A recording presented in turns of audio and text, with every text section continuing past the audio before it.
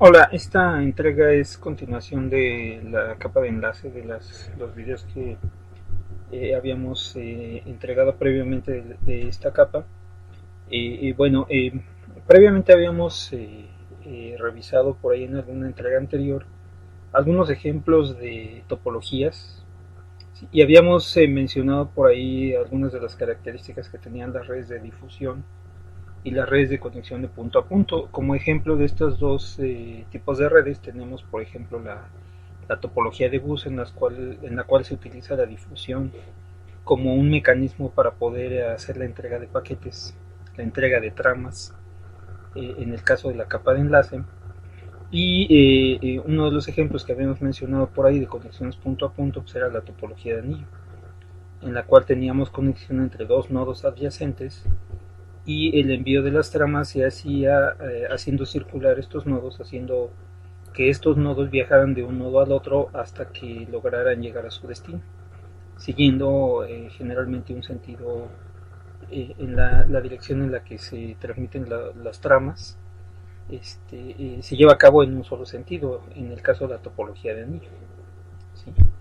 En esta ocasión lo que vamos a hacer es platicar un poco de la forma en la cual se llevan a cabo la implementación de la capa de enlace, cuál es la manera en la cual se logra sincronizar cuáles son las reglas que se requieren o que se aplican en la práctica para poder lograr, por ejemplo, en una red de este tipo en la cual tenemos nosotros un mecanismo de difusión, cuál es el mecanismo que se utiliza, cuáles son las reglas que se requieren para que los equipos sean capaces de transmitir su información en una red de este tipo. Aparte de estos ejemplos de redes en las cuales se hace uso de la difusión o de la conexión punto a punto, también habíamos mencionado en una entrega anterior algunos de los mecanismos que se utilizan para poder acceder a un medio utilizando algo que se conoce como multiplexión. Vimos varios ejemplos, entre ellos pues está este que se muestra en la gráfica, que corresponde a una forma de representar la multiplexión por división de frecuencia. En el caso de este tipo de multiplexión, les recuerdo brevemente, ya habíamos comentado esto en entregas anteriores, lo que hacemos es considerando la capacidad del medio que tenemos o del canal que tenemos para transmitir, lo que hacemos es dividir ese canal utilizando un conjunto de frecuencias. ¿Sí? Considerando la capacidad del medio, lo que hacemos es tomar el rango de frecuencias que maneja ese medio, el rango de frecuencias que maneja el canal, ¿sí? Que es lo que se conoce como ancho de banda. Tomamos ese ancho de banda, tomamos ese rango de frecuencias, lo dividimos en un conjunto de frecuencias, ¿sí? Cada uno de estos se le puede conocer como canal, y dejamos por aquí algo que se conoce como banda de protección, que es una separación que existe entre un canal y otro, y cada uno de esos canales lo dedicamos a un flujo de datos. ¿Sí? Aparte de estos, bueno, habíamos mencionado algunos otros, por ejemplo, les recuerdo brevemente la multiplicación por división de tiempo, que también habíamos visto, que es un mecanismo que se utiliza cuando tenemos nosotros un medio, un canal a través del cual solamente podemos transmitir, solamente puede transmitir un emisor a la vez. Es decir, si tenemos nosotros cuatro emisores, por ejemplo, una de las maneras de permitirles el acceso para que todos ellos puedan transmitir a través de este medio sería utilizando lo que se conoce como ranuras de tiempo. En este caso lo que hacemos es, si consideramos nosotros esta línea de tiempo, lo que hacemos es dividir esto en un conjunto de ranuras, en un conjunto de intervalos de tiempo, y cada una de esas ranuras se la proporcionamos a uno de los emisores de tal forma que pueda en algún punto comenzar a introducir su información. En este caso lo que hacemos es ir sobreponiendo los conjuntos de tramas, las diferentes tramas que están generando mis emisores, de tal manera que al irlas sobreponiendo logramos que todos ellos puedan compartir el canal que tienen disponible por intervalos de tiempo, ¿sí? Haciendo las ranuras de tiempo, y eventualmente todos ellos tienen la posibilidad de ir transmitiendo su información. ¿Sí? ¿Por qué es importante esto? Bueno, si nosotros consideramos, por ejemplo, un esquema en el cual se maneja un mecanismo como este, se utiliza, por ejemplo, la multiplicación por división de frecuencia. Si nosotros tuviéramos un mecanismo de este tipo o un canal con estas características y asignamos una frecuencia o un canal diferente, ¿sí? Vamos a suponer que cada uno de estas bandas de frecuencia que estamos definiendo aquí, ¿sí? Cada una de las frecuencias en las cuales estamos dividiendo la capacidad del medio que tenemos, se la asignamos a un emisor distinto. Bueno, una de las ventajas que tiene esto es que si cada uno de estos es un emisor diferente, pues si se fijan en este caso no tienen por qué estar compitiendo con el resto, no tienen que estar llevando a cabo un mecanismo de contención para poder acceder al medio. ¿Sí? No es necesario competir o compartir el medio entre todos los emisores, porque cada uno de ellos pues tiene una banda propia, tiene una frecuencia propia que puede utilizar para llevar a cabo la transmisión de su información. ¿Sí? En cambio, en un esquema como este, en el cual tenemos nosotros solamente un canal, solamente un medio, ¿sí? Solamente un cable para poder llevar a cabo la transmisión de la información, aquí si se fijan, sí se tiene que utilizar un mecanismo de contención. Todos ellos van a tener que estar compitiendo para poder, compitiendo de alguna forma, hasta cierto punto, para poder lograr acceder al canal y poder introducir sus tramas, ¿sí? Para poder lograr introducir sus paquetes de datos. Entonces, bueno, en este tipo de arquitecturas en las cuales tenemos nosotros un canal compartido entre varios emisores, ¿sí? Es necesario establecer un conjunto de reglas, ¿sí? Un conjunto de protocolos que le permitan a todos los emisores poder determinar el momento en el cual pueden hacer uso del canal. Y esto también tiene que ver con las topologías que mencionábamos hace un momento. Por ejemplo, en una topología de este tipo en la cual tenemos conexiones punto a punto, pues si se fijan, en realidad no tenemos nosotros problema para que este emisor, por ejemplo, sea capaz de transmitir información hacia acá, porque en realidad pues, es el único destino que tiene posible. Entonces, cuando este emisor tiene la necesidad de transmitir información, lo que hace es automáticamente enviárselo hacia acá. ¿Sí? Eso no quiere decir que pueda enviar información sin ningún tipo de cuidado, porque aquí pues también hay que tener en cuenta la capacidad que tiene el receptor. Sí, eso hay que tenerlo en cuenta para no saturarlo, por ejemplo, porque recuerden que cuando se satura a un receptor, el receptor, una de las posibilidades que tiene es comenzar a eliminar todos los paquetes que ya no puede almacenar. Pero bueno, salvo esos detalles que tienen que ver con las capacidades de los receptores, este emisor, por ejemplo, en principio pues no debería tener ningún problema para poder transferir su información hacia acá. No es necesario que este canal que tiene disponible lo tenga que compartir con otros, a diferencia, por ejemplo, de una arquitectura como esta, en la cual si yo transmito información, como este es el medio que estoy utilizando para poder intercambiar los datos con el resto de los componentes de la red, ¿sí? Con el resto de los destinos, pues cada vez que yo introduzco información aquí se puede presentar el problema de que otro emisor también haya introducido un paquete, ¿sí? Y en el momento que esos paquetes se chocan, se produce lo que se conoce como una colisión y eso provoca que los paquetes se distorsionen, que se dañen. Entonces, en este tipo de redes, en este tipo de arquitecturas, necesitamos nosotros establecer un conjunto de reglas para que los equipos sean capaces de establecer esa comunicación. ¿Sí? Siempre que tenemos nosotros un medio único de comunicación que está siendo compartido por dos o más emisores, ¿sí? Tenemos la necesidad de establecer ese conjunto de reglas. ¿Sí? Bueno, la capa, si pensamos nosotros en TCP/IP, la capa en la cual se comienza o se tiene la necesidad de resolver ese problema, pues es precisamente en la capa de enlace, que es donde nosotros tenemos el acceso directo al medio de comunicación, el acceso directo al canal. ¿Sí? Entonces, vamos a considerar para los siguientes ejemplos, para el resto de esta entrega, vamos a considerar nosotros una red como esta, en la cual tenemos nosotros el uso de difusión, para poder llevar a cabo la transmisión de la información. Sí, cuando hacemos uso nosotros de este tipo de mecanismos, por ejemplo, para el caso de la arquitectura de bus, este tipo de conexiones, este tipo de medios se les conoce como canales de difusión por la manera en la cual se transmiten los datos, sí, que ya lo habíamos comentado previamente. También se les conoce como canales multiacceso o canales de acceso aleatorio por la forma en la cual se lleva a cabo el acceso por parte de los emisores. ¿Sí? Que eso es algo que vamos a comentar a continuación.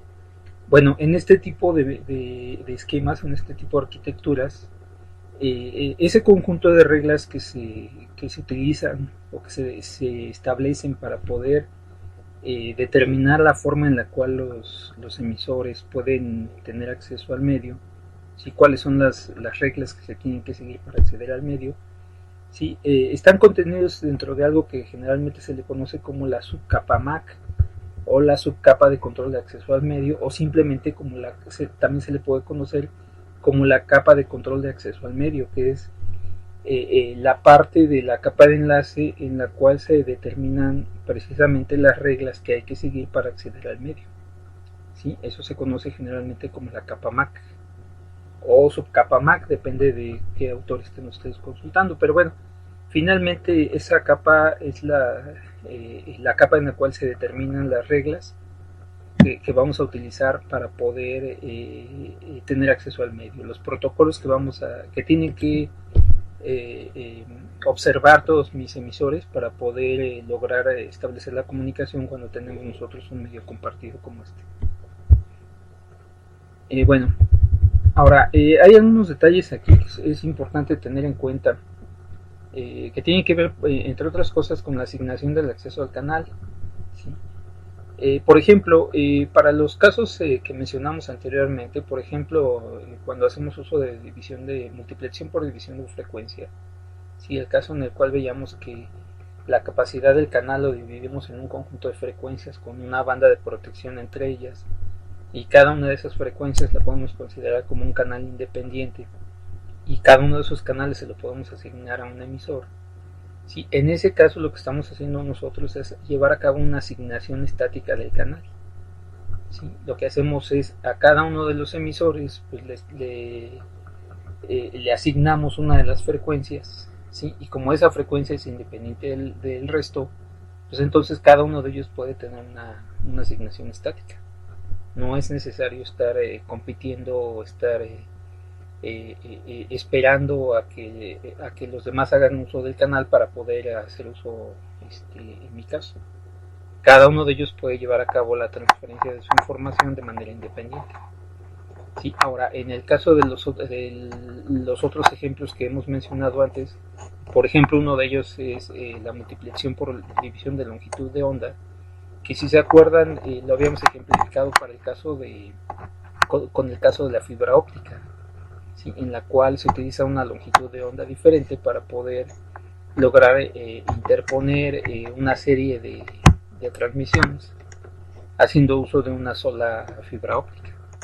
¿Sí? Que sería más o menos el caso de, utilizando un tipo de señal diferente, pero es el mismo caso que tenemos nosotros para la multiplicación por división de tiempo, en la cual lo que hacemos es utilizar el mismo canal, pero vamos intercalando los paquetes entre los diferentes de los diferentes emisores.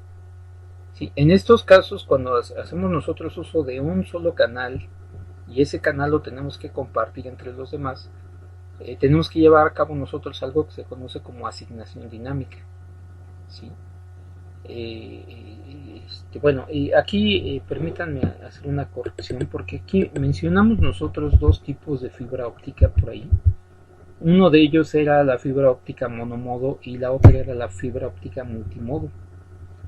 Bueno, en el caso de la fibra óptica multimodo, ¿sí? Es donde hacemos nosotros uso de WDM, es decir, la multiplicación por división de longitud de onda.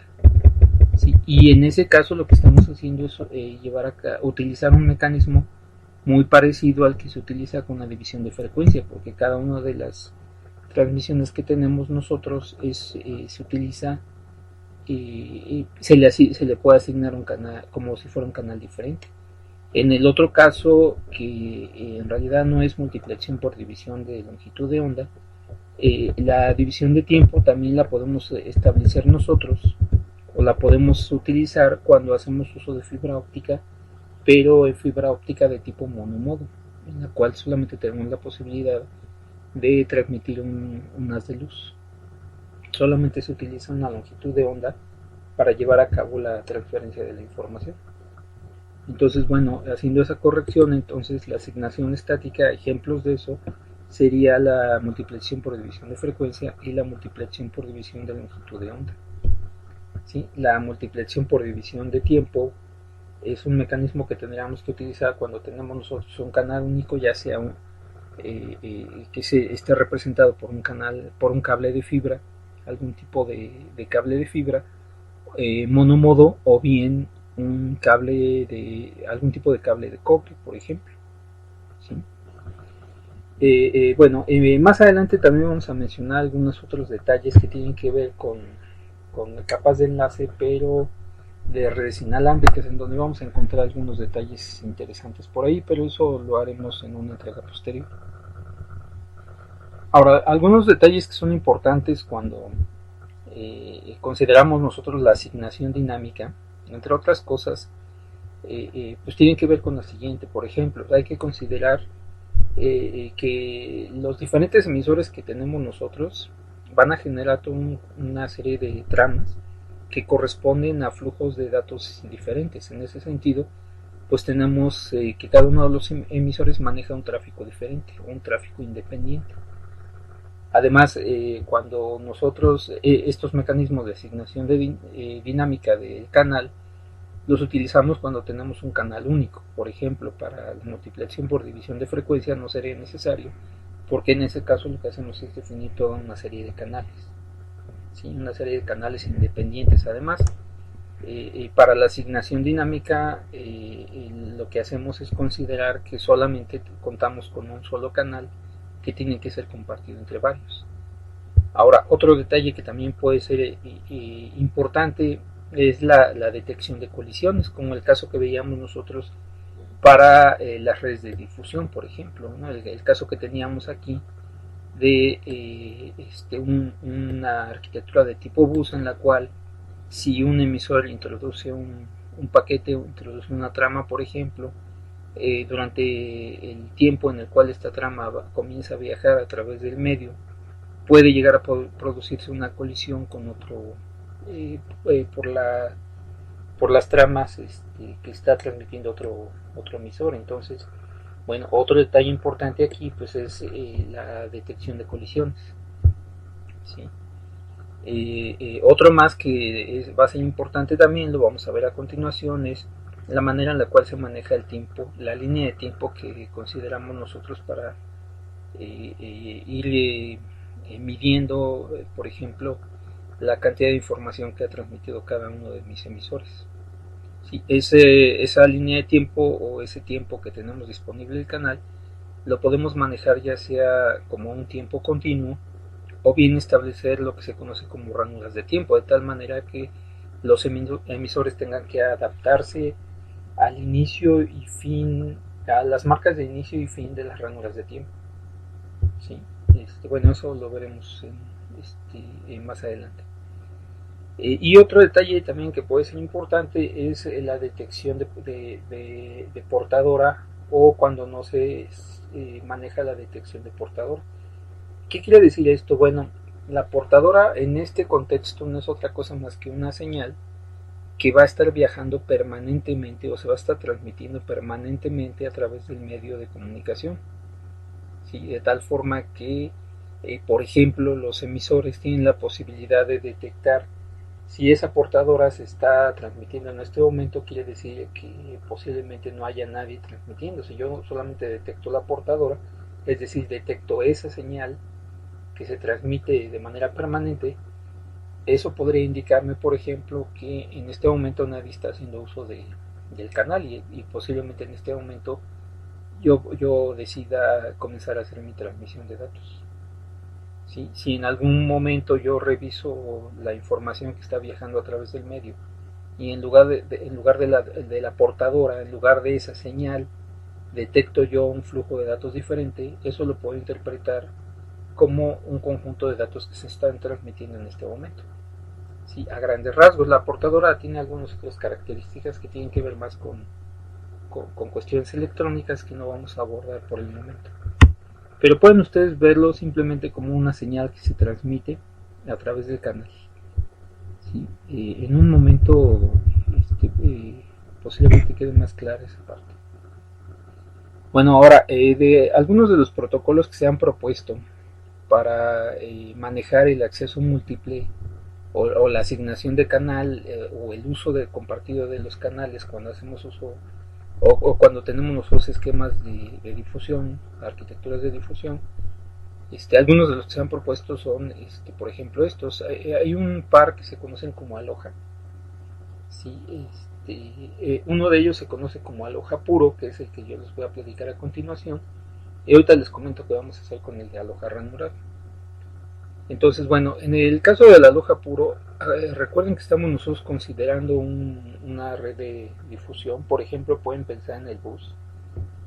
Funciona de la siguiente manera a grandes rasgos. Cuando un emisor tiene un bloque de datos que transmitir, es decir, tiene una trama o una serie de tramas que necesita transmitir a través del canal, lo que hace es simplemente transmitirla.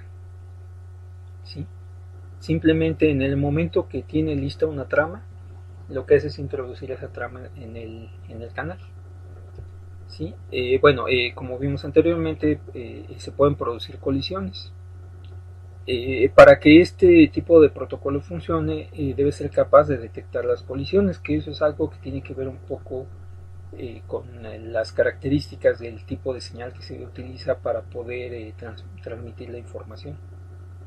Entonces, el emisor lo que hace es, en el momento que tiene listo una trama, comienza a introducir la trama en el canal, revisa el canal para ver si se produjo alguna colisión. Si detecta una colisión, lo que hace es esperar un tiempo aleatorio en un cierto intervalo, es un tiempo aleatorio acotado además. Y una vez que ya llevó a cabo esa espera, lo que hace a continuación es simplemente tratar de retransmitir y volver a revisar el medio para ver si puede detectar una colisión. Si no detecta una colisión, inmediatamente puede suponer, eso no quiere decir que todo haya salido bien, pero inmediatamente la capa de enlace puede suponer que la trama se pudo transmitir sin problema. ¿Sí? Pueden llegar a ocurrir errores en el camino, ¿sí? Que causen alguna distorsión, algún tipo de daño, pero bueno, para eso pues, existen mecanismos como por ejemplo las sumas de verificación, por ejemplo los CRC, y recuerden que esta es la capa más baja. Las capas superiores también tienen mecanismos para hacer una revisión del contenido de los paquetes que están recibiendo, de tal forma que sean capaces de detectar si alguno de los paquetes se dañó. ¿Sí? Entonces, pero bueno, en principio entonces, en el caso de este protocolo, sí, que fue uno de los primeros que se propusieron para manejar el acceso múltiple o para poder acceder al medio en el caso de las arquitecturas de difusión, pues el funcionamiento entonces a grandes rasgos es eso. Si yo tengo una trama lista para enviar, simplemente la introduzco, ¿sí? Y para el manejo de las colisiones lo que hago es, una vez que terminé de introducirla, lo que hago es revisar el medio, ¿sí? Y si detecto que hay una colisión, entonces inmediatamente lo que hago es comenzar a llevar a cabo una espera en un intervalo de tiempo aleatorio. ¿Sí? Incluso en este tipo de protocolos se llega a manejar algo como lo siguiente. Por ejemplo, yo hago inicialmente una espera cuando detecto yo una colisión. Yo hago una espera por un tiempo aleatorio. Por ejemplo, vamos a pensar que ese tiempo fuera de 20 milisegundos. Intento transmitir otra vez mi trama, ¿sí? Y si vuelvo a detectar una colisión, lo que hago es duplicar ese tiempo, de tal manera que la segunda vez voy a hacer una espera de 40 milisegundos. ¿Sí? Vuelvo a introducir la trama, ¿sí? Y vuelvo a escuchar el medio. Si se vuelve a producir un una colisión, lo que hago es duplicar nuevamente ese intervalo de tiempo, de tal forma que la próxima vez voy a hacer una espera, por ejemplo, de 80 milisegundos, por ejemplo. ¿Sí? Y si después de varios intentos no he logrado introducirla, posiblemente ya le informe yo a las capas superiores que por el momento no es posible hacer la entrega de esa información. ¿Sí? Y eso ya las capas superiores deberían poder interpretarlo como un error en la red. ¿Sí? Posiblemente no esté disponible la red o posiblemente haya algún tipo de falla en alguno de los a través del canal.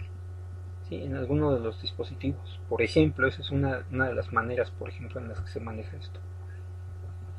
Bueno, cuando nosotros tenemos un canal de este tipo, ¿sí? Un canal común que está compartido por dos o más emisores, en el cual se pueden generar este tipo de conflictos, ese tipo de esquemas se les conoce como sistema de contención, porque en ese caso los emisores tienen que contender por el uso del canal.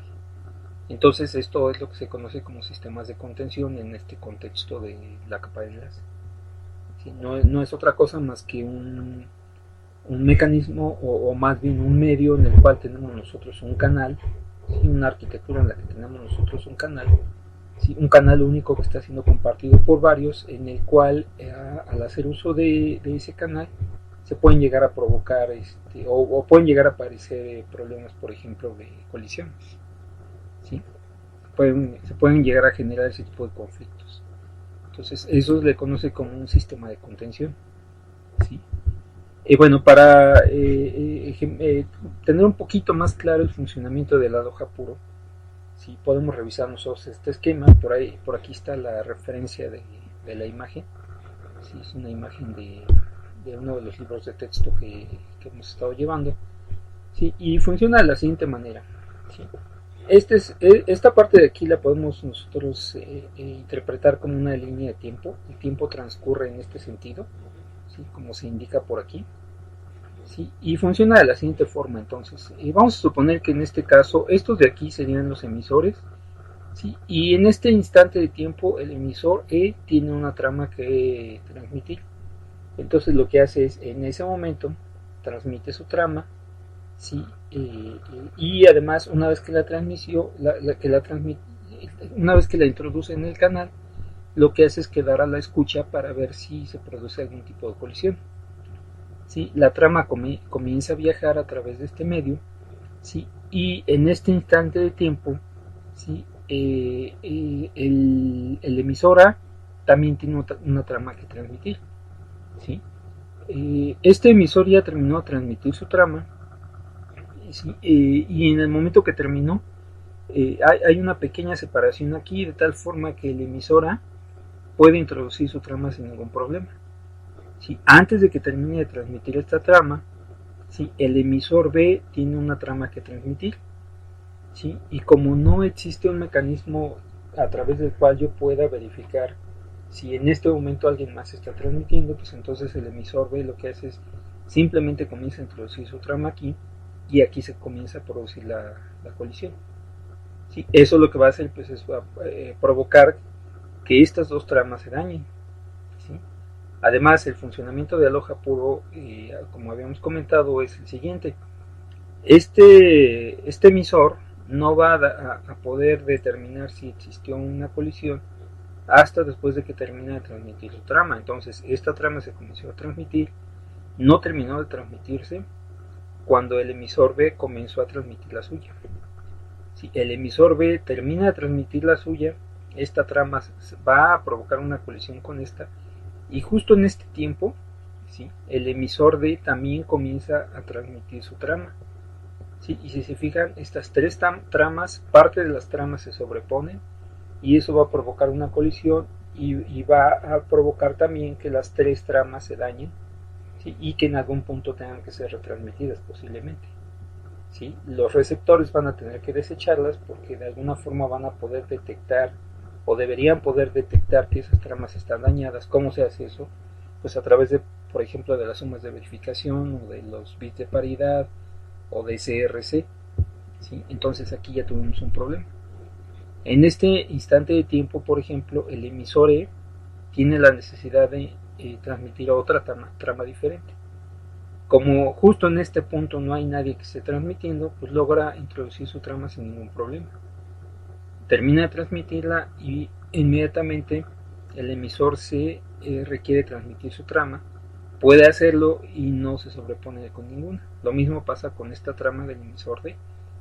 ¿Sí? En este instante de tiempo, por ejemplo, el emisor E comienza a transmitir una trama también, ¿sí? Al mismo tiempo, bueno, casi al mismo tiempo, el emisor A también introduce una trama y aquí se vuelve a producir una colisión, ¿sí? Entonces el funcionamiento de este el protocolo es de esa manera. Yo si tengo una trama que necesito transmitir, simplemente la transmito, comienzo a transmitirla, ¿sí?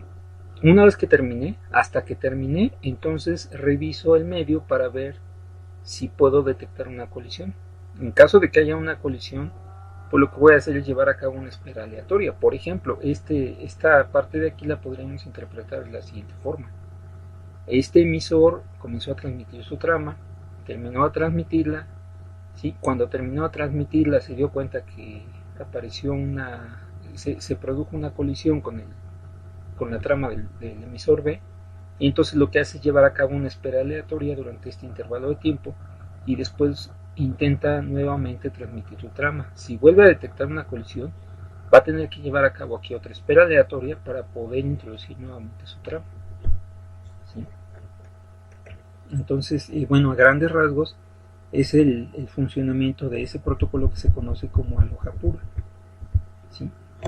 Ahora, hay algunos otros protocolos que se han propuesto, algunos otros mecanismos que se han propuesto a raíz de a raíz de aloja. Por ejemplo, uno de ellos se conoce como acceso múltiple con detección de portadora, ¿sí? Donde recuerden, la portadora no es otra cosa más que una señal que se transmite a través del canal de forma permanente, ¿sí? Entonces, este mecanismo, a diferencia de aloja, funciona de la siguiente manera. Primero, cuando el emisor tiene una trama que transmitir, lo primero que va a hacer es escuchar el canal para verificar si alguien está transmitiendo. ¿Cómo puedes saber si alguien está transmitiendo? Bueno, si yo reviso el canal y lo que detecto es la portadora, es decir, es esa señal que se transmite cuando no hay nadie introduciendo información en el canal. Si yo detecto esa señal, detecto la portadora, entonces quiere decir que en este momento nadie está haciendo uso del canal, ¿sí? Eso se interpreta como que el canal está vacío. Eso no quiere decir que no haya una señal. Eso quiere decir que la única señal que detectó fue la de la portadora. Entonces, si el canal se detecta como vacío, el emisor inmediatamente comienza a transmitir sus datos. Si el canal está ocupado, es decir, si yo reviso el canal y en lugar de la portadora detecto otra señal diferente, eso me va a indicar que el canal en este momento está ocupado, ¿sí? Entonces, en el caso de que yo detecte que ese canal está ocupado, lo que voy a hacer es llevar a cabo una espera por un tiempo aleatorio, ¿sí? Utilizando este mecanismo también se pueden producir colisiones, pero una de las ventajas que tiene con respecto al aloja puro es que, por ejemplo, este emisor comienza a introducir su trama. Si en este momento el emisor B requiere introducir su propia trama, si aloja puro lo que hace es simplemente le dice introduce tu trama y después revisa si hubo colisión. ¿Sí? El mecanismo conocido como CSMA lo que hace es indicarle al emisor que antes de comenzar a llevar a cabo esta transmisión, lo primero que tiene que hacer es verificar si alguien está utilizando el canal. Si llevamos a cabo nosotros esa operación, el emisor B en este punto debería darse cuenta de que el emisor A está haciendo uso del canal y entonces aquí el emisor B debería llevar a cabo una espera aleatoria antes de intentar introducir su trama. ¿Sí? Esa es una de las ventajas que tiene este mecanismo. Entonces, lo que hace en este caso el emisor antes de introducir su trama, pues es primero revisar para ver si el canal está vacío o está ocupado. ¿Sí? En este caso, pues los emisores también son capaces de detectar las colisiones, al igual que en el caso de la aloja puro, ¿sí? Y Y lo que hace en este caso el emisor es, una vez que introduce la trama, también queda la escucha para detectar si se produjo una colisión. En caso de que se haya producido una colisión, al igual que en el caso de Aloha, lo que va a hacer el emisor es llevar a cabo una espera por un tiempo aleatorio y tratar de retransmitir su trama. Otra vez, cuando vuelva a intentar retransmitir, antes de introducir la trama en el medio, antes de introducirlo en el canal, lo que va a hacer es primero revisar si el canal está vacío. ¿Sí? Este tipo de mecanismo se conoce como acceso múltiple con detección de portador, ¿sí? Que es precisamente, el nombre viene precisamente de esta parte de aquí, la detección que se hace para determinar si el canal en este momento está libre o está siendo ocupado por algún otro emisor. ¿Sí? En ese caso es donde se utiliza la detección de la portadora. ¿Sí? Bueno, eso se conoce como CSMA. ¿Sí? Bueno, ahora hay dos formas de utilizar CSMA. Primero, la manera en la cual funciona a grandes rasgos es la siguiente. Otra vez tenemos nuestra línea de tiempo y vamos a suponer que en este caso tenemos 3 emisores. ¿Sí? Y estos nombres que aparecen aquí representan los bloques de datos de cada uno de los emisores. Por ejemplo, este es el bloque de datos del emisor A y además es el bloque número 1. Este correspondería al bloque de datos del emisor A, pero al paquete número 2 o a la trama número 2. Sí, lo mismo este corresponde al emisor B y este al emisor C. Entonces, si otra vez suponemos que esta es una línea de tiempo, en este instante lo que hace el emisor A, ¿sí?, es revisar el medio para ver si está libre, ¿sí? Y en caso de que esté libre, lo que va a hacer es introducir su trama. Entonces, en este momento, en este instante de tiempo, el emisor A revisa el medio, ¿sí?, detecta únicamente la portadora, eso lo interpreta como que el canal está vacío, introduce su trama, ¿sí?, y continúa introduciendo información hasta que termina de colocar la trama en el medio. Justo en este momento, mientras el emisor A está transmitiendo, el emisor B tiene la necesidad de transmitir una trama, ¿sí? Bueno, lo que va a hacer en este caso el emisor B es llevar a cabo una revisión del medio y en este punto se va a dar cuenta de que el medio se está utilizando, ¿sí?, porque el emisor A está introduciendo su trama. Sí, bueno, hay dos mecanismos que se pueden utilizar aquí. Sí, uno de ellos, que es el que está representado en el esquema, funciona de la siguiente manera. Cuando el emisor B revisa el medio y se da cuenta de que está siendo utilizado, lo que hace es quedarse a la escucha, ¿sí?, que se queda revisando la información que se transmite a través del medio, y justo en el momento en el que se da cuenta que ya el emisor ha terminado de transmitir, lo que hace es inmediatamente introducir su trama, ¿sí? Entonces, cuando yo detecto que alguien está transmitiendo, simplemente reviso el medio, observo el medio, ¿sí?, y en el momento que detecto que ese emisor ya terminó, inmediatamente lo que hago es introducir mi trama, ¿sí? Y bueno, para el resto de las tramas funciona exactamente igual. Este emisor comenzó a revisar el medio aquí, tuvo que llevar a cabo esta espera, ¿sí?, y cuando este emisor terminó de introducir su trama, entonces el emisor B comenzó a introducir su trama.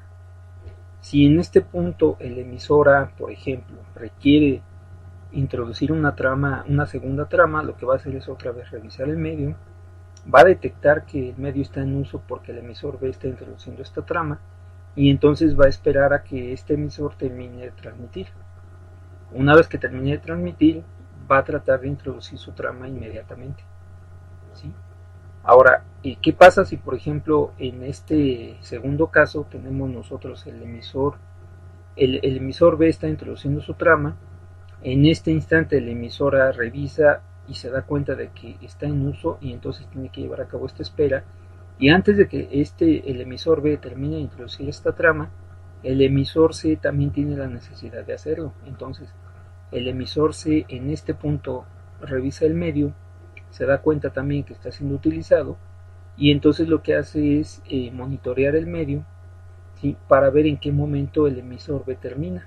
Bueno, uno de los problemas que podemos tener nosotros aquí es que como los dos, el emisor A y el emisor C, van a intentar introducir su trama justo en el momento en el que el emisor B termine, entonces estas dos tramas van a colisionar. Aquí se va a producir una colisión, ¿sí? Bueno, este mecanismo en el cual tenemos nosotros, llevamos a cabo nosotros una espera nada más hasta que un emisor termine de transmitir, ¿sí? E inmediatamente comenzamos a introducir nuestros datos, se conoce como CSMA persistente, ¿sí? Cuando hacemos uso de ese CSMA persistente, ¿sí? Es decir, acceso al medio con detección de portadora persistente, ¿sí? Y uno de los problemas que podemos tener es que puede haber dos o más emisores que estén esperando a que una trama termine de transmitirse para comenzar ellos a transmitir, como el caso que tenemos aquí para estas dos tramas.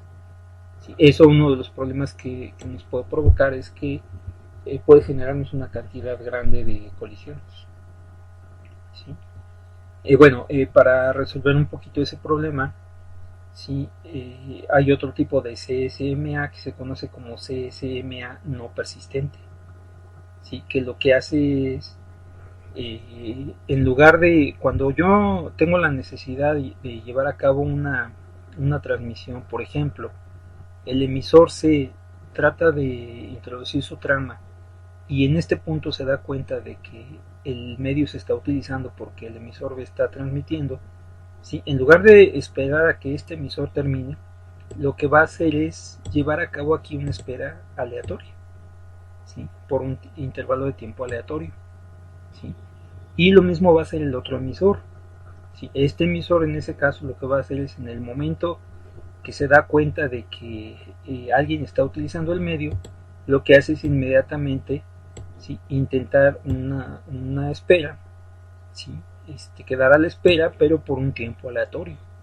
No necesariamente va a tratar de transmitir en el momento que este emisor terminó de introducir su trama. Lo que va a hacer es determinar aquí un intervalo de tiempo aleatorio y después de ese tiempo va a revisar el medio y si está libre, entonces en ese momento comienza a transmitir, ¿sí? Y lo mismo va a hacer el emisor C. Lo que hace es determinar un intervalo de tiempo aleatorio aquí, ¿sí? En el momento que termina, revisa el medio y si el medio se está utilizando todavía, pues entonces lo que va a hacer es volver a llevar a cabo aquí un periodo de espera, ¿sí? Aleatorio nuevamente, ¿sí? Y después de ese intervalo de tiempo va a volver a revisar para ver si ya está libre, ¿sí? Esa es una de las ventajas que tiene, es que me reduce la cantidad de colisiones. Puede ser que introduzca por aquí algunos intervalos de tiempo adicionales, pero a cambio de eso reduzco las colisiones, ¿sí? Y generalmente esos tiempos de espera en general, en promedio, son mucho menores que los tiempos que me lleva a mí recuperarme de una colisión. ¿Sí? Bueno, este segundo esquema de CSMA se conoce como CSMA no persistente, ¿sí? Bueno, también de esto se deriva otro que se conoce como CSMA con detección de colisiones. Funciona de la siguiente manera, ¿sí? Por ejemplo, vamos a suponer que este emisor, ¿sí? En este punto se da cuenta de que alguien está transmitiendo una trama, ¿sí? Y lo que hace es llevar a cabo una espera aleatoria y después de esa espera va a comenzar a introducir su trama, ¿sí? Vamos a suponer que estamos usando CSMA persistente, por ejemplo. Entonces lo que hace es espera a que este elemento termine de transmitir, ¿sí? Es decir, va a ser una espera de este intervalo de tiempo y una vez que termina de transmitir lo que hace es introduce su trama. El emisor A determinó aquí un intervalo de tiempo más grande, por ejemplo, ¿sí? Y lo que va a suceder entonces es lo siguiente: cuando el emisor S está introduciendo su trama, el emisor A comienza a introducir su trama después de haber llevado a cabo este intervalo de espera, ¿sí? Pero en el momento que comienza a introducir su trama, ¿sí? Al mismo tiempo va revisando el medio, ¿sí? Y en ese caso debería tener la capacidad de darse cuenta de que en este punto se está dando una colisión, ¿sí? Y cuando utilizamos nosotros CSMA con detección de colisiones, entonces los emisores son capaces de comenzar a introducir su información, comenzar a introducir sus tramas en el canal y al mismo tiempo ir detectando si se produce una colisión. Y si detectan esa colisión, simplemente en ese momento dejan de transmitir, ya no siguen transmitiendo, porque de todos modos cualquier distorsión que se provoque en el paquete va a provocar que ese paquete se tenga que desenchar. Entonces inmediatamente lo que hacen es suspender la transmisión del paquete, ¿sí? La transmisión de la trama, en el caso de la capa de enlace, llevar a cabo una espera aleatoria y después intentar nuevamente, ¿sí? Y otra vez cuando se comienza a transmitir la trama se va detectando si se produce una colisión. En ese caso, a diferencia del CSMA persistente y no persistente, en los cuales no se lleva a cabo la detección de colisiones, ¿sí? Las colisiones se van detectando conforme yo voy introduciendo la información en el medio. ¿Sí? Por ejemplo, un caso en el cual en la práctica se utiliza este mecanismo es en las conexiones inalámbricas, por ejemplo. ¿Sí? En el Wi-Fi se puede utilizar. Bueno, y este tipo de SSMA, por ejemplo, se puede utilizar en el caso de los medios guiados, por ejemplo. ¿Sí? Depende un poco también de las características del medio que estamos utilizando, pero bueno, entonces tenemos dos tipos de CSMA, el persistente y el no persistente. El persistente lo que hace es, si detecto yo que el medio se está utilizando, lo que hago es esperar a que quien esté haciendo uso del medio termine e inmediatamente introduzco mi trama. El no persistente lo que hace es lo siguiente, si yo detecto que el medio se está utilizando, lo que voy a hacer es establecer aquí una espera aleatoria y después de ese periodo de espera vuelvo a revisar el medio para ver si está libre. Si está libre comienzo a transmitir, si no está libre llevo a cabo otra vez una espera por un intervalo de tiempo aleatorio. Y el CSMA con detección de colisiones lo que hace es comienzo a introducir mi trama, pero al mismo tiempo voy revisando el medio para detectar las colisiones antes de terminar de transmitir mi trama. Sí, eso me ahorra demasiado tiempo. Entonces, bueno, son algunos de los mecanismos que se han propuesto. ¿Sí? Muchos de esos esquemas, muchos de esos diseños que se han hecho, de esos protocolos, se han incluido en algo que se conoce como el estándar IEEE 802, ¿sí? Que son algunos de los protocolos más utilizados actualmente. ¿Sí? Y todos estos corresponden a diseños de mecanismos para o de protocolos para la capa de enlace, o de tecnologías para la capa de enlace que también los pueden encontrar de esa forma. ¿Sí? Y todos ellos son diseños para redes de tipo PAN, LAN y MAN. Para las redes de tipo WAN hay algunos otros mecanismos diferentes porque ahí hay criterios distintos que se tienen que utilizar. Bueno, como parte de ese estándar, en realidad el estándar IEEE 802 incluye todo un conjunto de protocolos, todo un conjunto de estándares. Entre ellos, dos de los más conocidos son el 802.3, que corresponde a Ethernet, que es un tipo de diseño o una tecnología de capa de enlace, ¿sí? Un protocolo de capa de enlace que podemos nosotros encontrar en redes de tipo LAN, ¿sí? Que fue creado por dos personas de nombre Bob Metcalf y David Box, que seguramente han escuchado por ahí. ¿Sí? Otro de los integrantes de este estándar es el 802.11, que ustedes conocen comúnmente como Wi-Fi, que se utiliza para redes inalámbricas, redes de tipo LAN inalámbricas. No son los únicos, hay algunos otros, por ejemplo, también pueden encontrar el 802.5 que corresponde a Token Ring, que es un estándar que se utilizó por ahí para redes de tipo anillo que hacían uso de fibra óptica, ¿sí? Que además utilizaban un mecanismo conocido como manejo de tokens para poder llevar a cabo la transmisión de la información. Actualmente está en desuso. Otro ejemplo más que se puede mencionar es el protocolo 802.15, que corresponde a Bluetooth. ¿Sí? De algunos de ellos hay varias versiones, por ejemplo del 802.11 seguramente han visto por ahí las versiones A, B, C, N, por ejemplo, que son algunas de las más comunes. De Bluetooth también pues hay varias versiones, ¿sí?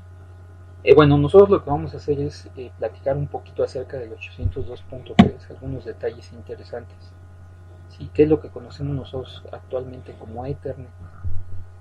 Bueno, Ethernet en realidad corresponde a un conjunto de cosas. Hay varias maneras o varias definiciones de Ethernet. Inicialmente podemos encontrar dos, una que se conoce como la Ethernet clásica, sí, que fue un estándar, el estándar sugerido originalmente para poder conectar computadoras, haciendo uso de un tipo de dispositivos conocidos como hubs o como concentradores. Generalmente este tipo de tecnología o este tipo de mecanismos se utilizaban para establecer redes que no alcanzaban, no superaban los 10 megabits por segundo. ¿Sí? Otro tipo de Ethernet que pueden encontrar ustedes es la Ethernet conmutada, en la cual se hace uso de switches, ¿sí? Que es un tipo de Ethernet que se utiliza para poder conectar computadoras a velocidades mucho más altas que la Ethernet clásica. Por ejemplo, podemos encontrar redes de 100 megabits por segundo que se conocen como Fast Ethernet, 1000 megabits por segundo que se conocen como Gigabit Ethernet, 10.000 megabits por segundo que se conoce como 10 gigabit Ethernet, ¿sí? Por su nombre en inglés. Y bueno, así hay algunas otras, ¿no? Hay una de 40 gigabits por segundo, por ejemplo, y algunas más que han surgido por ahí recientemente. Entonces, cuando hablamos de Ethernet conmutada, estamos hablando de Ethernet basada en switches, ¿sí? Que tiene una velocidad de al menos 100 megabits por segundo. En algunos textos, todas estas simplemente las nombran como Ethernet, todas ellas son Ethernet. Bueno, algunos textos hacen esta distinción entre Ethernet clásica y Ethernet conmutada. Hay algunas diferencias por ahí importantes. Nosotros vamos a platicar algunos detalles acerca de la Ethernet conmutada, que es el tipo de Ethernet que utilizan ustedes actualmente. La Ethernet clásica en realidad ya prácticamente no existe, cada vez están más en desuso. Bueno, algunos detalles acerca de la Ethernet conmutada, pues inicialmente se hace uso de switches, ¿sí? O de conmutadores, también se les conoce de esa forma.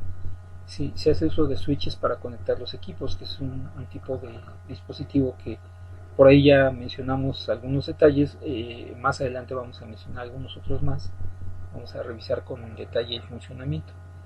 El switch a grandes rasgos pues es un tipo de dispositivo que se encarga de llevar a cabo el reenvío de tramas, ¿sí? Algo parecido a lo que platicamos nosotros para el reenvío de paquetes en el caso de los routers, pero en este caso este tipo de dispositivo trabaja en la capa 2, es decir, trabaja al nivel de las direcciones MAC, ¿sí? El dispositivo lo pueden ver ustedes como un tipo de aparato que cuenta con un conjunto de conectores, ¿sí? Y tiene una tabla en la cual puede reconocer cuál es la dirección MAC, la dirección física de cada uno de los dispositivos que tiene conectados en sus puertos, ¿sí? Y la forma en la cual lleva a cabo el reenvío de las tramas es que cuando recibe una trama puede consultar esa tabla que tiene para determinar cuál es el puerto en el cual se encuentra conectado un dispositivo final, ¿sí? A través de esa tabla puede determinar cuál es el camino que tiene que seguir un paquete una vez que recibe una trama. Puede determinar de qué manera tiene que encaminar ese paquete para que llegue a su destino. Eso a nivel de la capa 2. Bueno, algunas otras características: es un tipo de dispositivo que reduce la cantidad de colisiones en comparación con los hubs. Ya después vamos a platicar un poquito más de eso. Sí, generalmente son dispositivos que definen una topología física de estrella, ¿sí? Es decir, tenemos un elemento central para el envío de los paquetes, pero la topología lógica que manejan es de bus, ¿sí? Y por esa razón es que en este tipo de redes se requiere protocolos que determinan el conjunto de reglas que se tienen que seguir para acceder al medio, ¿sí? Bueno, en el caso de la Ethernet, en particular la Ethernet conmutada, el tipo de servicios que proporciona la capa de red son los siguientes. Primero, proporciona un servicio no confiable, es decir, no garantiza que la información se entregue correctamente. ¿Sí? Y además proporciona un servicio no orientado a la conexión. Si yo requiero un servicio orientado a la conexión y tengo en la capa de enlace Ethernet, en la capa superior se tienen que implementar todos los mecanismos necesarios para el manejo de un servicio orientado a conexión. ¿Sí? Eso se tiene que hacer en la capa de transporte. ¿Sí?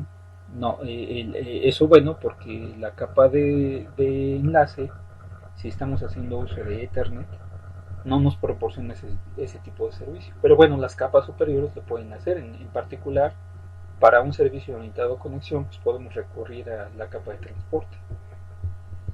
Bueno, en el caso de Ethernet, el mecanismo que se usa para la verificación de la integridad de la información es CRC. ¿Sí?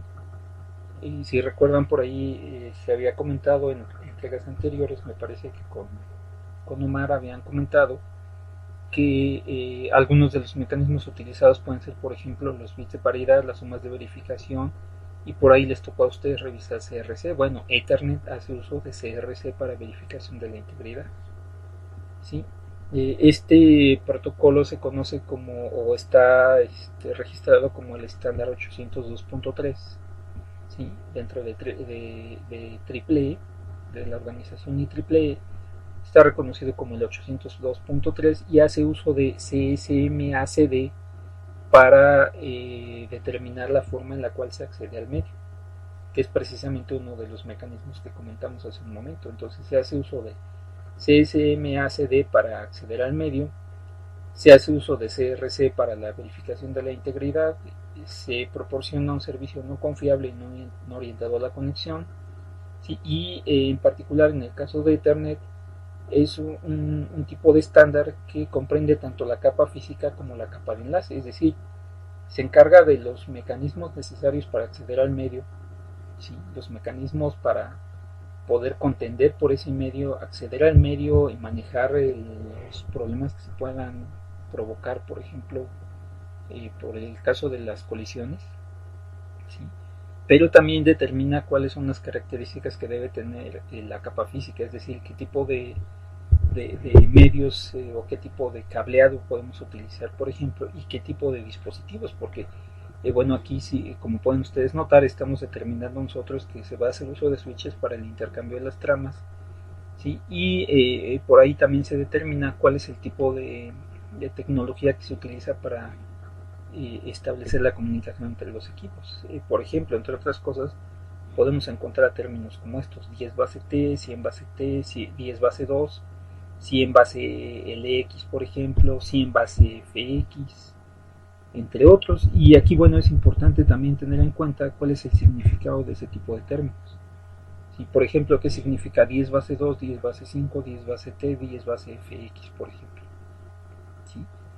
Bueno, para poder entender qué significa eso, vamos a revisar cuál es el significado de este tipo de expresiones. ¿Sí? Por ejemplo, 10 base T, 100 base T, 1000 base FX, 10G base FX, 40G base FX, aquí por cierto me sobra un guión, perdón.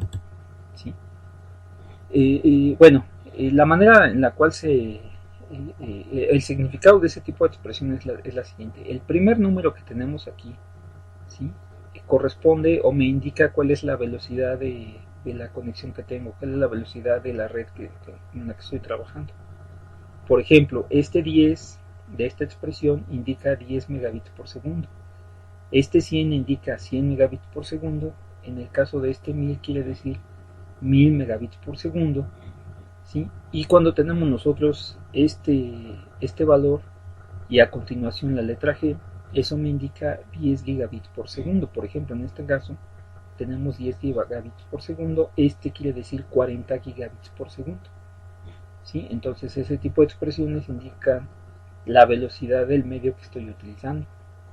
Ahora, esa palabra base, ¿sí?, se refiere a que el canal que estoy utilizando hace uso de Ethernet como banda base. ¿Qué quiere decir eso? Bueno, lo podemos interpretar como que el canal que estoy utilizando se usa solamente para transmitir tráfico de Ethernet. Aquí el solamente, ojo, está entre comillas, porque en realidad esto quiere decir que el canal que tengo yo disponible se usa principalmente para transferir tráfico de Ethernet, ¿sí? No se usa para, o al menos la mayoría del tiempo, ¿sí? Se usa principalmente para la transferencia de tráfico de Ethernet. Y el último elemento de este tipo de expresiones me indica el medio físico que se está utilizando. Por ejemplo, cuando tengo un 2 aquí al final, como en el caso de este que dice 10 base 2, esto me indica un cable coaxial delgado, ¿sí? El 5, por ejemplo, para 10 base 5, 10 base 5 me indica un cable coaxial grueso, ¿sí? La T me indica un cable de par trenzado, que también puede aparecer como TX, ¿sí? La T entonces quiere decir cable de par trenzado, y la F, ya sea FX y en algunos casos también puede aparecer como FL, me indica fibra óptica. Entonces, por ejemplo, una red de este tipo que esté especificada como 100 base T me indica una red en la cual tenemos nosotros tráfico de Ethernet, es decir, una red Ethernet en la cual se hace uso del estándar Ethernet principalmente para la transferencia de la información. Eso quiere decir que a través de esa red se transmite principalmente tráfico de Ethernet, que además es una red que funciona a 100 megabits por segundo, ¿sí? Y que hace uso de cable par trenzado para conectar los dispositivos, ¿sí? Por ejemplo, esta de aquí me indica un tipo de red en la cual también se hace uso de Ethernet, que tiene una velocidad de 10 gigabits por segundo y hace uso de fibra óptica como medio de conexión, ¿sí? Esta parte de aquí también me indica el tipo de dispositivos que se están utilizando, no solamente el tipo de cableado, ¿sí? Como veíamos hace un momento, en las redes de tipo Ethernet generalmente se utilizan switches. Entonces esto me indica una red en la cual hago uso de fibra óptica para conectar los dispositivos, los equipos o las tramas se transmiten a través de switches, tiene una velocidad de 10 gigabits y transmite principalmente tráfico de Ethernet, ¿sí? Entonces cuando hablamos nosotros de Ethernet, también vamos a encontrar nosotros este tipo de términos, porque Ethernet determina los mecanismos que se utilizan para acceder al medio, pero también lo que hace es determinar las características que deben tener la capa física, ¿sí? Entonces en ese sentido Ethernet determina tanto las características de la capa de enlace como de la capa física, es una combinación de capas. Bueno, ahora acerca de las tramas de Ethernet, que ya por ahí habíamos platicado del encapsulamiento que se hace de los datos. Bueno, en particular para el caso de Ethernet, ¿sí? Para la Ethernet conmutada que hemos platicado por ahí, el formato de la trama es más o menos de la siguiente forma. Tenemos nosotros un componente aquí que se conoce como preámbulo, que va a estar formado por 8 bytes, ¿sí? Que es una secuencia de bits que se utiliza para separar las tramas, ¿sí? Aquí en este caso este preámbulo está formado por 8 bytes que tienen la siguiente forma. Se van a transferir 7 bytes de esta forma, 10, 10, 10, 10, y al final, después de esos 7 bits, se va a introducir esta secuencia de bits, ¿sí? Aquí, si se fijan, la única diferencia que tenemos es que los últimos 2 bits son 1 en lugar de ser 1, 0. Entonces se transmiten 7 bytes de esta forma, a continuación un byte de este tipo, y a continuación se transmite el resto de la trama, ¿sí? En este caso, pues la trama lo que hace es incluir la dirección MAC de destino, que va a estar formada por 6 bytes, la dirección MAC de origen, ¿sí?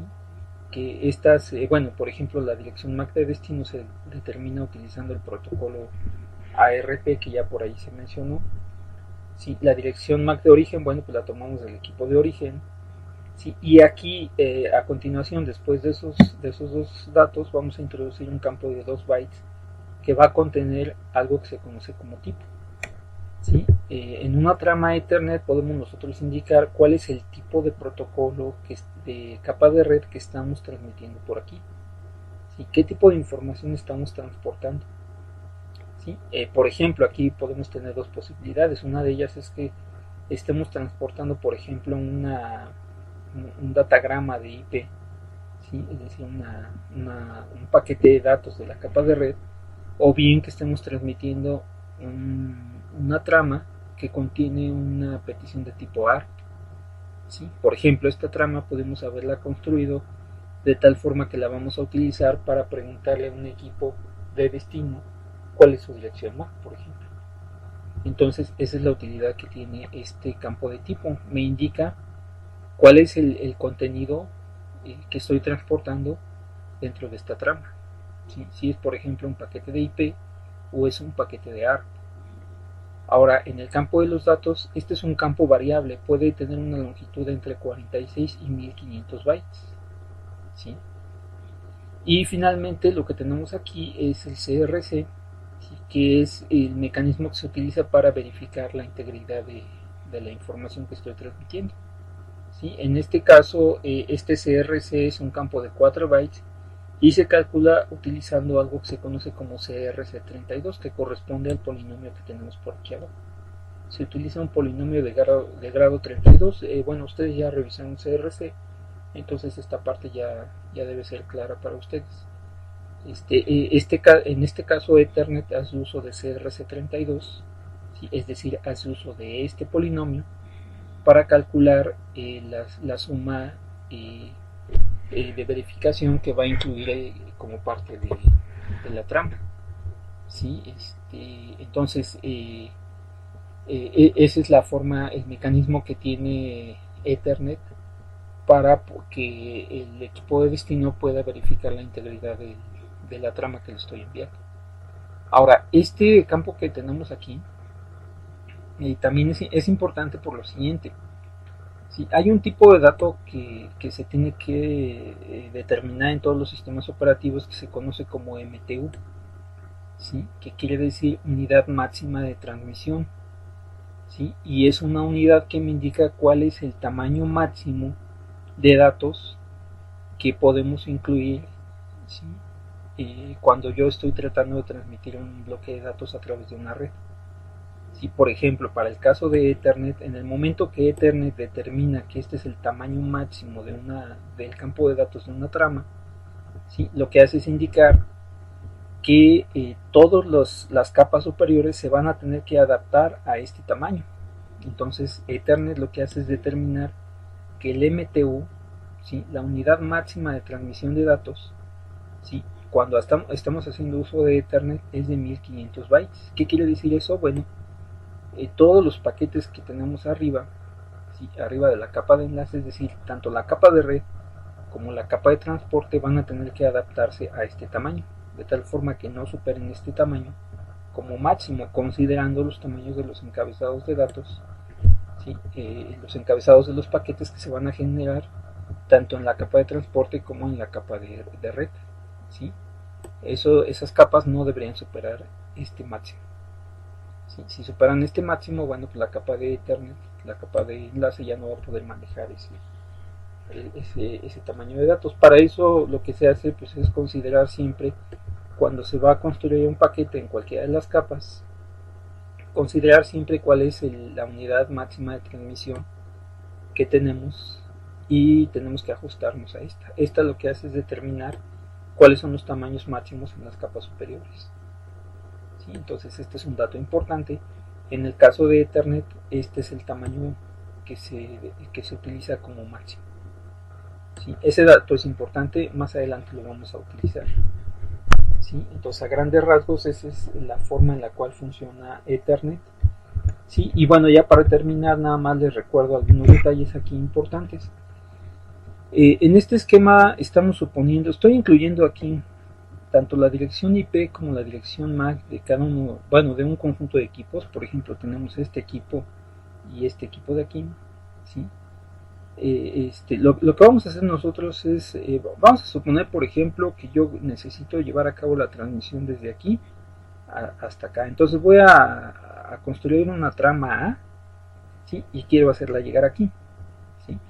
Bueno, para eso lo que voy a hacer es, pues desde este equipo, haciendo uso de ARP, del protocolo ARP, lo que voy a hacer es obtener la dirección MAC de este equipo, ¿sí? Para poder introducirla en mi trama. Aparte de eso, otro detalle que es importante aquí es determinar si la conexión que yo estoy tratando de establecer, es decir, el destino al cual voy a enviar esta trama, se encuentra contenido dentro de mi red, es decir, está aquí o está contenido en una red externa, ¿sí? ¿Por qué es importante eso? Bueno, si yo necesito transmitir esta trama a un equipo de mi red, es decir, a un equipo local, lo que voy a hacer es, haciendo uso de ARP, voy a obtener la dirección MAC del equipo de destino, la voy a incluir en mi trama y después voy a transmitir esa trama hacia el switch, y el switch debería ser capaz de retransmitir esa información hacia el equipo de destino. ¿Sí? En ese caso, utilizo yo ese mecanismo cuando el equipo de destino se encuentra en la misma red en donde me encuentro yo. Cuando está contenido aquí, ¿sí? Lo que hago es, a través de ARP, obtener su MAC, colocarla como dirección de destino en mi trama, transmitir esa trama al switch y el switch se encarga de entregarla. Ahora, ¿qué pasa si, por ejemplo, yo estoy tratando de transmitir esta trama, o bueno, esta segunda trama, la trama B, estoy tratando de transmitirla hacia un equipo que se encuentra en una red diferente? ¿Sí? Bueno, en ese caso lo que voy a hacer es lo siguiente. Como yo no voy a, no hay manera de que a través de ARP yo pueda obtener la dirección MAC del equipo de destino, lo que voy a hacer es lo siguiente.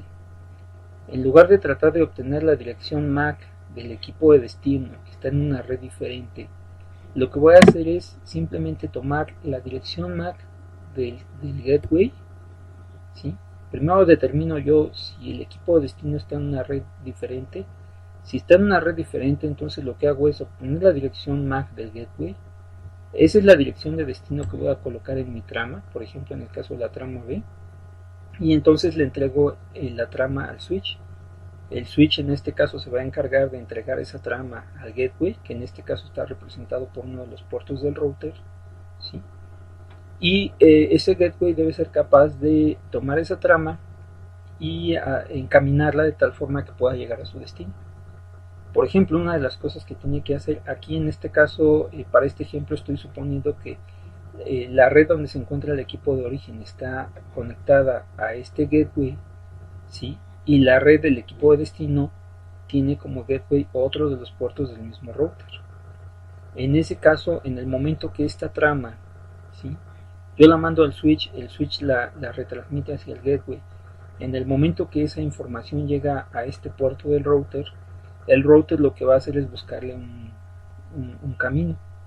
Como la segunda red está conectada a otro de los puertos, lo que va a hacer es simplemente esta trama la retransmite a este puerto, ¿sí? Que corresponde al gateway de la segunda red, ¿sí? Y en el momento que llega a ese gateway, ¿sí? Ese gateway, este puerto del router, lo que hace es retransmitirlo hacia el switch, y el switch se va a encargar ahora sí de hacerlo llegar hacia su destino, ¿sí? De por medio pues también están involucradas las direcciones IP, que son las que utilizan los equipos, los roteadores, para determinar cuál es el camino que debe seguir una trama.